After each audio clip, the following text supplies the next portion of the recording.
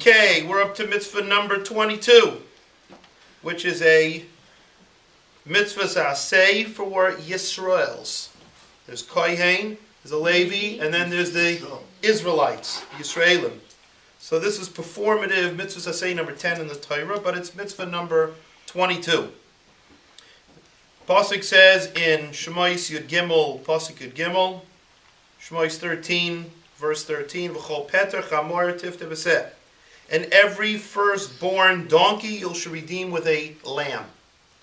So it's a mitzvah to redeem, like we talked about a bachar, a firstborn. The only firstborn animal that is redeemed that is not kosher is a donkey. Now what's so special about a donkey?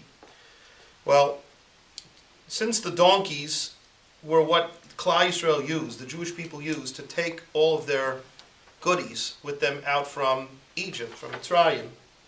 So Hashem kind of singled it out and declared that that's holy, unless it is redeemed. Okay? They didn't have anything else to help them carry the stuff out with. So as like a hakaras hatoiv, as some kind of gratitude for the mitzvah, for helping out with the Jewish people, that was declared. Hashem declared that the donkey should be, the firstborn donkey should be holy. Now, what does that have to do? I mean, how does that pay the donkeys back? So, since we will think about the firstborn donkey, that's really going to be holy. It's to us, we're going to remind us, the donkeys were helping us out, and we have to have gratitude even to donkeys. It teaches us gratitude, hakar satayv. So now, and we see Hashem does not forget even donkeys. Everything gets paid back. Now, what happens? You're supposed to redeem it for a lamb. And it's got to be redeemed. It's supposed to be redeemed during the first 30 days of the donkey's life. Now the lamb becomes, once it's redeemed, they switch the lamb. The Israelite gives the lamb to the kohein, and the kohein then basically gives him back the lamb. Now what happens is, because it started off, he brings basically both, the donkey and the lamb. He says, here, keep the lamb and let me keep the donkey. Now what's the purpose of a lamb? So, you don't have to specifically use a lamb. You're able to use, as they say, it's brought down, gimel zehuvim, 3 of these gold coins. And a lamb's a pretty expensive, not a lamb, but I'm saying a donkey normally would be a pretty expensive animal. So the fact that we can redeem it for a smaller amount like that, you have either, like we mentioned, the choice of either a lamb or these 3 golden coins. You can redeem it for more. So that means even if the donkey is worth more, you can give a lamb.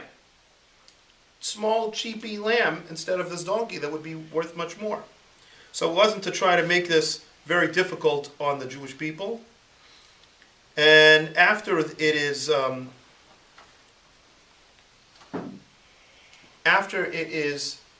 redeemed, it's completely the kohen can use the donkey, and can use the lamb, can eat the lamb, do whatever he wants with the lamb. He doesn't have to have it in a special place, eat it anywhere. He can share it. You can do whatever you want to it. And for the Jew, for the Israelite, the lamb is not kodesh. The lamb is not kodesh, yeah, and neither is going to be the donkey. Donkey you also can work with. After you redeem it, you can use it. That's it. Once it's been redeemed, it's fair game. It's all, it's all just becomes regular property. Now, this applies, if there's a non-Jew who is a partner either in the mother or in the mother of the donkey, or in the baby, this baby donkey, then it is exempt from this mitzvah. Now, the second part of the mitzvah, it's not a second part. We're going to see that next. It's going to be in mitzvah number 23. There's going to be, but if you don't redeem it, and then we're going to see what happens with that. But before we get to that, so now, this applies to whether it belonged to and we said it only applies to Israelites, to Yisraelim, not to a kohen, not to a Levi. They can keep it. they can keep their own donkeys, the firstborn donkeys. And this applies whether it belongs to a man or to a woman. Man has donkeys, firstborn, he's got to redeem it.